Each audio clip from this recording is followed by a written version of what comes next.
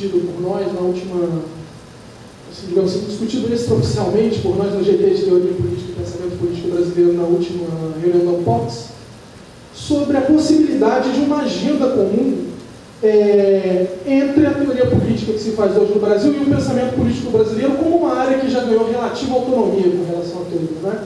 E o Gildo, citado aqui por todo mundo, é uma pessoa importante na construção dessa autonomia, né?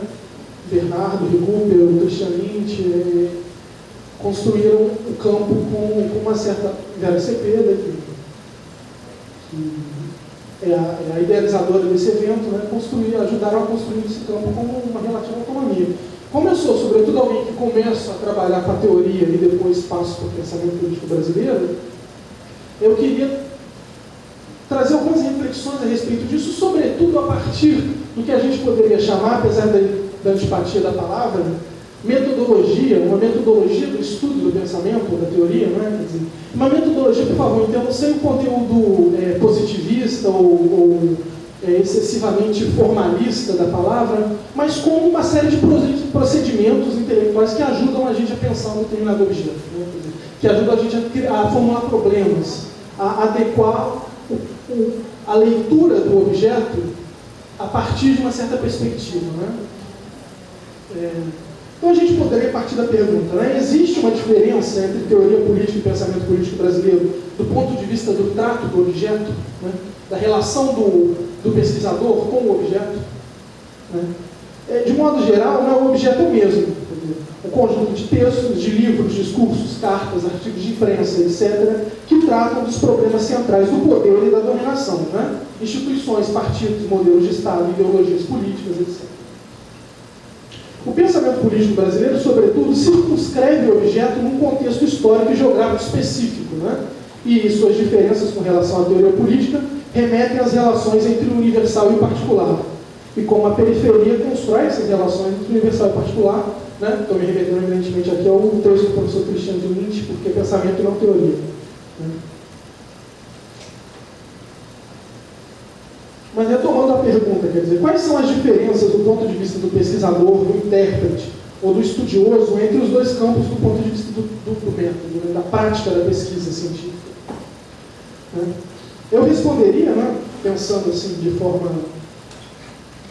pensando alguns procedimentos na prática da pesquisa da teoria do pensamento político brasileiro, que a diferença reside, sobretudo, em certas mediações que precisam ser feitas entre a natureza do objeto e como o objeto é construído e os instrumentos teóricos com os quais você se aproxima do objeto, né? E é exatamente esse ponto que eu queria discutir aqui hoje, né? Eu quero dizer nesse sentido que, na minha perspectiva, ao menos, tratar o texto de pensamento político brasileiro pressupõe certas adequações que sejam capazes de dar conta da relação entre um conjunto de ideias e o contexto histórico no qual essa teoria é recepcionada, né? De certa forma, essa ambiguidade, essa diferença que está implícita na relação entre centro e periferia, né? Quer dizer, e como é que uma série de conjunto de ideias, de teorias, se convertem em ideologia política, ou seja, um conjunto de instrumentos aplicados a uma certa ação política, né? Bom, num certo sentido, o pesquisador que lida com o pensamento político brasileiro ele deve pressupor esses deslocamentos, né? Entre centro e periferia, entre o universal e o particular, né? Não de um ponto de vista puramente doutrinário, ou seja, apenas como conjunto, não tratando a teoria do ponto de vista apenas doutrinário, ou seja, como um conjunto de textos daquele tipo, pensamento de fulaninho, a teoria de ciclaninho, quer dizer, mas pensando o pensamento a partir de uma determinada realidade histórica, material, no certo sentido, quer dizer, de processos históricos, de disputas políticas históricas circunscritas num determinado contexto, né? E aqui eu estou pensando esse problema metodológico, não só a partir do texto já citado do professor Christian Lynch, mas, sobretudo não, também a partir de um historiador das ideias argentino chamado Elias Pauch, né, que se dedica exatamente a pensar essas relações, né, entre a teoria formulada do ponto de vista universal e a recepção dela em contextos como é que a teoria é utilizada em contextos políticos determinados. Né? No caso dele, especificamente, o objeto dele é a Argentina. Perdão, é o México, apesar de ser Argentina, é o México. E esses problemas, quer dizer, me foram despertados, sobretudo, quando no começo do meu pós-doc, depois de fazer uma tese sobre teoria liberal, sobre liberalismo político na França, no final do século XVIII e do século XIX, eu fui tratar no pós-doc da recepção desse liberalismo no Brasil do século XIX. Quer dizer. Então, comecei a pensar como é que a gente faz para pensar esse problema, não a partir simplesmente de ver como autor X ou Y foi usado, mas como esse conjunto de teorias, de linguagens políticas são usadas para dar conta de problemas circunscritos num contexto histórico muito diferente.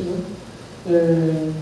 Eu acho que, por exemplo, um artigo que saiu recentemente numa coletânea que nós publicamos, meu e uma colega que está presente aqui, Lidiane, esse livrinho aqui, que fica com essa capa bonita, né? Que é exatamente sobre como é que... E eu e Lidiane, nesse artigo, a gente trata de como é que as linguagens do liberalismo político francês são recepcionadas pelo... Gente, esqueci o nome o autor do qual eu me dediquei, junto com a Lidiane, esqueci o nome. O Evaristo da Veiga. Sempre que eu estava com o Tavares Basso na cabeça, tinha nada a ver. E como é que o Evaristo da Veiga recepciona a teoria liberal para dar conta de um contexto histórico em que, em certo sentido, o liberalismo era algo muito incipiente, que a inadequação entre a realidade da sociedade e as instituições liberais era algo muito patente. Né? E é por esse caminho que a gente segue no artigo. Né? E a partir daí, que eu queria levantar, quer dizer, um problema que... Espera que eu me perdi aqui, o texto fechou. Vamos lá. Bom, então, caberia nesse sentido, pensando esse problema da recepção das ideias, nos perguntarmos como a tentativa de transplantação de uma linguagem política formulada para dar conta de uma nova legitimidade política em um contexto muito distinto, né, do nosso, poderia florescer no solo de uma colônia que se torna moderna sob o signo do atraso, da falta ou da carência. Né? O liberalismo político não existe apenas como uma teoria que providencialmente resulta em transformações. Né? Ela é fruto também de uma série de processos históricos de ruptura, né? No século XVIII e XIX. Né? Aquilo que Tocqueville, por exemplo, conceitua como a transformação do Estado social aristocrático para o Estado social democrático. A pergunta seria, não estaria, portanto, os nossos liberais, como Evaristo da Veiga, optando por uma ficção impossível que mascararia sob o signo de uma modernidade artificial, porque puramente discursiva, ou seja, puramente no nível das ideias, as relações essenciais de dominação e opressão que constituem a sociedade brasileira? Né? Quer dizer, isso ecoa, no primeiro momento, a hipótese das ideias fora do lugar, do Robert Schwartz. Né? Então, quer dizer, partindo daí como uma certa proposição, e não aqui discutindo, quer dizer, os méritos ou deméritos, as nuances internas do argumento Schwartz, mas da forma como ele pensa, tentando absorver do texto uma certa forma de pensar e se aproximar do pensamento político. Né? Esse tipo de enfoque constitui uma análise de como as ideias europeias, uma vez transportadas para um ambiente distinto daqueles onde se originaram, distorciam-se diante das dificuldades reais da sociedade brasileira. Né? Contudo, para intérpretes buscar entender esse processo de alienação das ideias, como Robert Schwartz, se na Europa as ideias universais do liberalismo foram responsáveis por encobrir o real, a exploração do trabalho, no Brasil as ideias, na verdade, expunham com maior clareza a realidade material do atraso e da dominação, produzindo uma forma original de alienação. Né? Então, Robert Schwartz é isso que ele está vendo no Brasil, o liberalismo no Brasil. Assim, diante da incapacidade de ocultar a dominação, as ideias universais do liberalismo no Brasil reforçariam sua natureza fora do lugar e, por conseguinte, exporiam com mais clareza as contradições do atraso.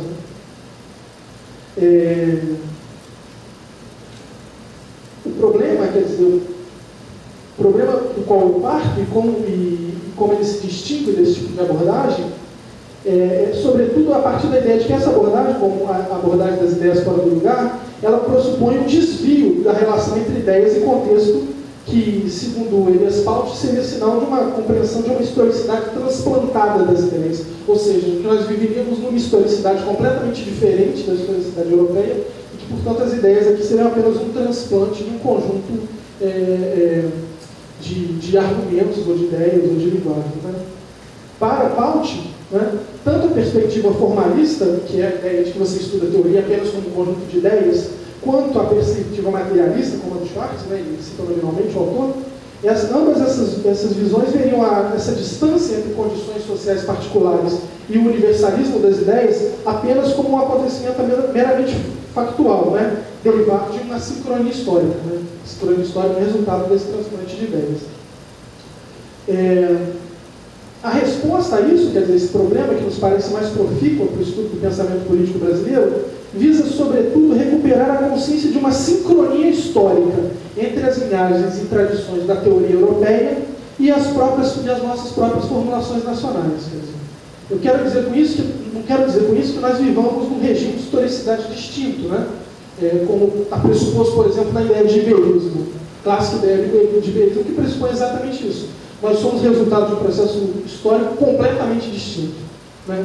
Eu me afasto desse tipo de leitura e tento buscar uma leitura que pressupõe uma sincronia histórica entre a teoria e o pensamento, o que não significa dizer que os processos históricos sejam exatamente iguais, né? Mas que essa distância é percebida e mediada por uma compreensão entre a relação do universal com o particular. Né?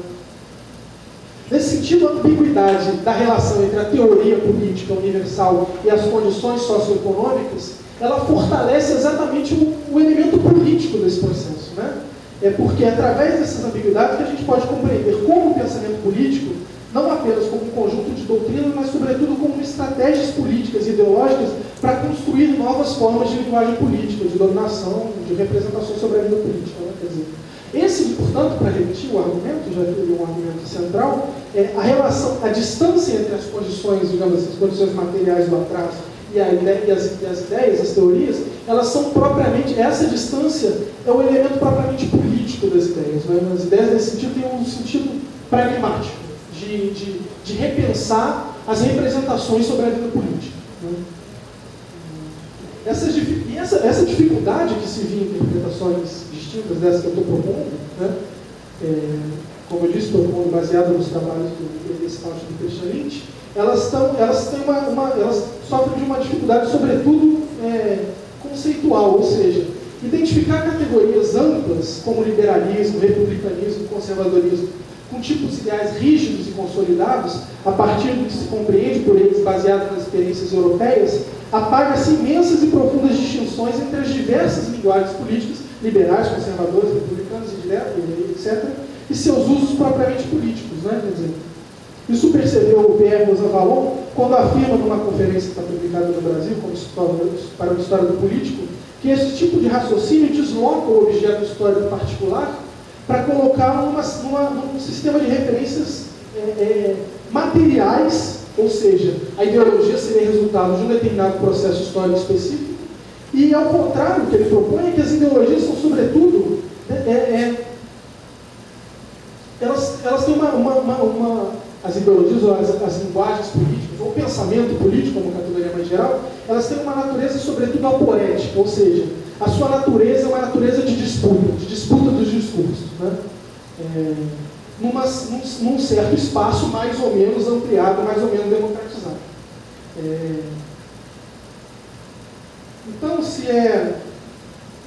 é verdade que determinado tipo de linguagem liberal é utilizada para legitimar um regime representativo, entre aspas, imperfeito, né?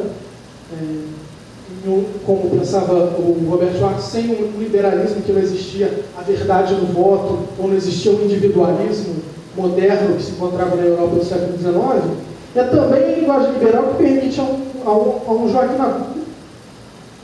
Joaquim Nabuco pensar a principal crítica ao escravagismo do século XIX, por exemplo. A principal, pelo menos a mais influente. Né? Quer dizer, eu quero dizer que existem muitas linguagens ou muitas gramáticas liberais, ou conservadoras, ou republicanas, ou socialistas, né? Estou tomando o liberalismo como exemplo do objeto, e que o seu uso, a riqueza de entender o seu uso é sobretudo pela natureza pragmática do pensamento, ou seja, o pensamento é algo que disputa representações sobre a vida política. Né?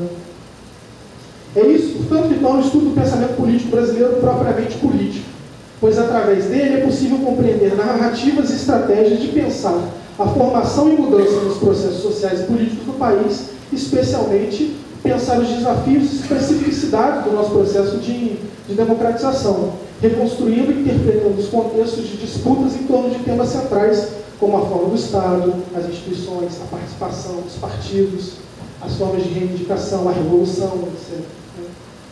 E nesse sentido, olhando, por exemplo, no nosso encontro na Casa Rui no passado, encontro que houve sobre o encontro intermediário do GT de Teoria Política e Pensamento Político Brasileiro, em que o Jorge, me corrija se eu estiver citando errado, o Jorge mencionava, o professor Jorge Chalub, a possibilidade de você, inclusive, interpretar o institucionalismo como uma forma de pensamento político brasileiro, porque certas análises liberais pressupõem representações sobre a vida política em determinado contexto, não é? Quer dizer, o presencialismo de coalizão pressupõe uma série de representações nos estudos sobre as instituições, sobre a vida política, sobre o sistema partidário, sobre a estabilização pós-redemocratização do sistema partidário. Quer dizer, não é negar a cientificidade do institucionalismo, mas é também perceber que as conclusões de certas pesquisas a partir do institucionalismo pressupõem produzem certas representações sobre a vida política que podem ser objeto do pensamento político brasileiro. Não? É por isso, e eu vou encaminhando para a conclusão, é por isso que eu insisto aqui, para tratar o pensamento político brasileiro, na ideia Pocockiana, a respeito do historiador inglês neozelandês J.J. Pocock, na ideia de linguagem como instrumento teórico essencial para fugir da dicotomia entre os modelos paradigmáticos e os desvios periféricos. Né? Ou seja, o conceito de linguagem, infelizmente eu não vou ter tempo de estender sobre ele, supera uma interpretação das ideias no sentido da ideia como expressão simbólica de realidades objetivas. Né? Da mesma forma, ela supera o conceito de linguagens políticas, supera a ideia das ideias, da teoria, apenas como um conjunto de doutrinas. Né? É o Pocock que reivindica que o estudo das ideias, assim como Rosa Valon, tem uma dimensão pragmática, ou seja, cito ele, abre aspas, pragmática no sentido do texto como ações simbólicas, atos de fala sempre incrustados em contextos pragmáticos específicos de enunciação. Ou seja, o pensamento, essa perspectiva, não é a única, mas é a qual eu estou expondo aqui, de estudo do pensamento político, pressupõe que o pensamento está incrustado num determinado contexto no qual ele é enunciado e a partir... E ele reflete sobre uma série de problemas políticos a partir dos quais ele quer dar uma resposta. Né? É aqui, nesse sentido, né, que do Pocock, o conceito de linguagem do Pocock, pensar o contexto essencial, mas não o contexto como condicionante material da relação entre o desvio e a norma, como nós já nos referimos, mas como compreensão das transformações, dos usos das linguagens políticas e dos objetivos pragmáticos para quais essa linguagem serve instrumento. Quer dizer, nesse sentido, você pode pensar as linguagens políticas como parte constituinte das linguagens políticas. Né? Quer dizer, como é que as linguagens políticas se transformam em contextos diferentes, mas constituem uma certa continuidade, uma certa linhagem. Né?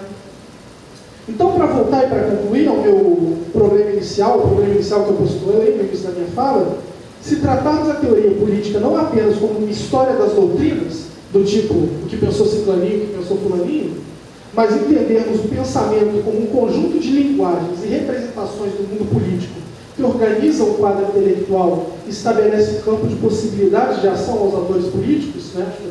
A Gabriela apresentou aqui exatamente isso que eu estou postulando na teoria na prática, né? Quer dizer, poderíamos afirmar que há a possibilidade de um caminho, de uma agenda de pesquisas comuns para a teoria e para o pensamento político brasileiro, não a partir de um objeto comum, já que o objeto da teoria política é o mundo, né? De Platão ou dos pré-socráticos até Olavo de Carvalho, mas no sentido de que é possível encontrar uma agenda comum a partir de um certo olhar sobre a teoria, sobre a prática da teoria do pensamento político brasileiro, do ponto de vista do pesquisador, que assuma essa natureza pragmática do pensamento. Né? Querer entender o pensamento como um conjunto de representações políticos da casa. Obrigado pelo problema técnico e pelo tempo a compreender.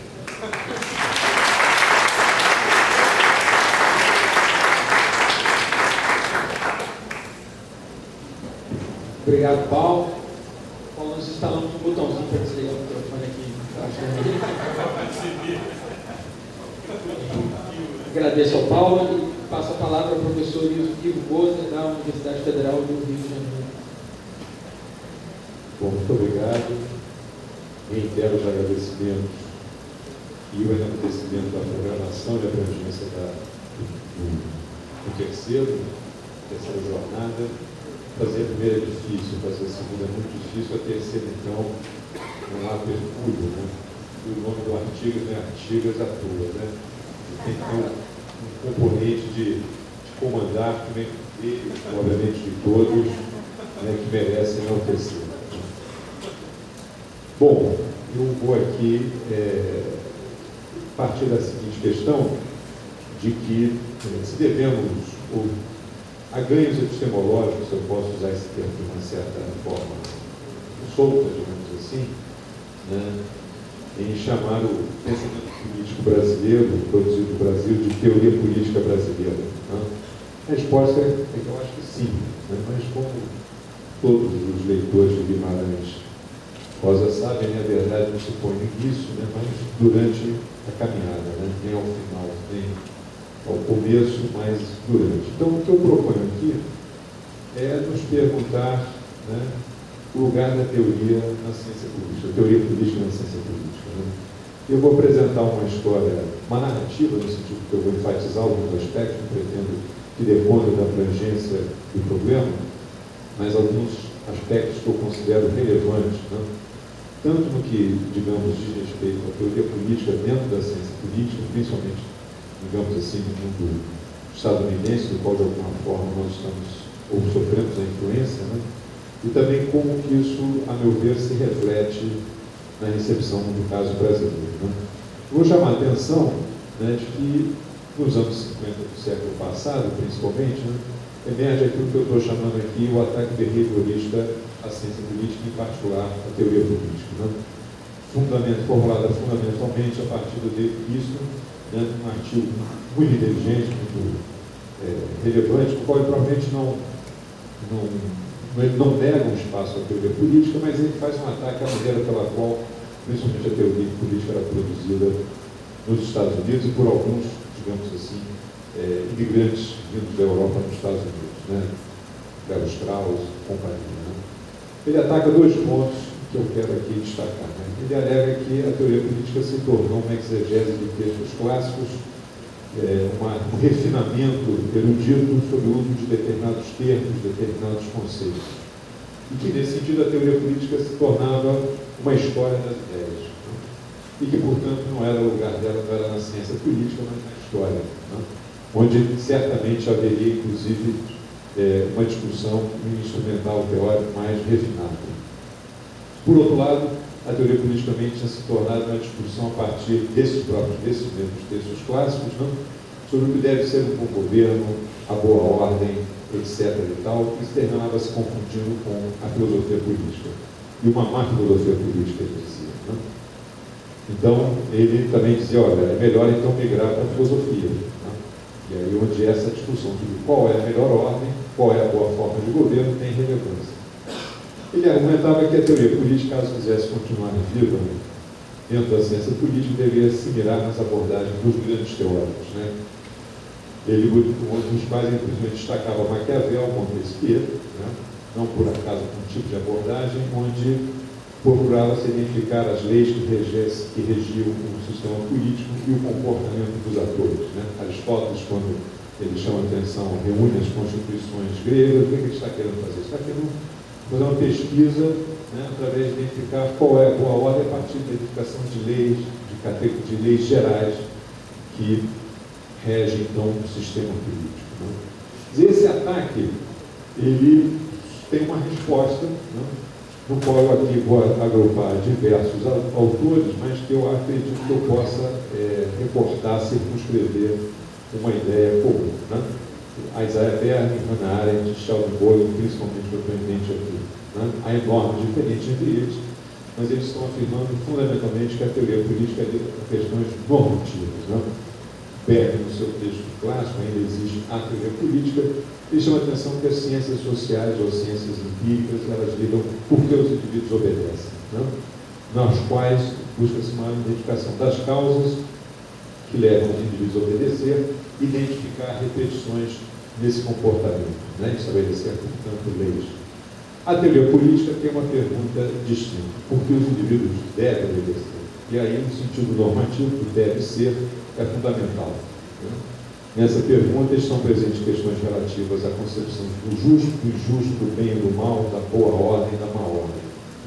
Mas, diz também esses autores, tanto Boyle, Hannah Arendt e Berlin, que essa pergunta da teoria política envolve também uma indagação sobre o fazer. Como esses valores que orientam as concepções de bem, de mal, de justo, de injusto, eles ganham forma no mundo. Né? E aí a teoria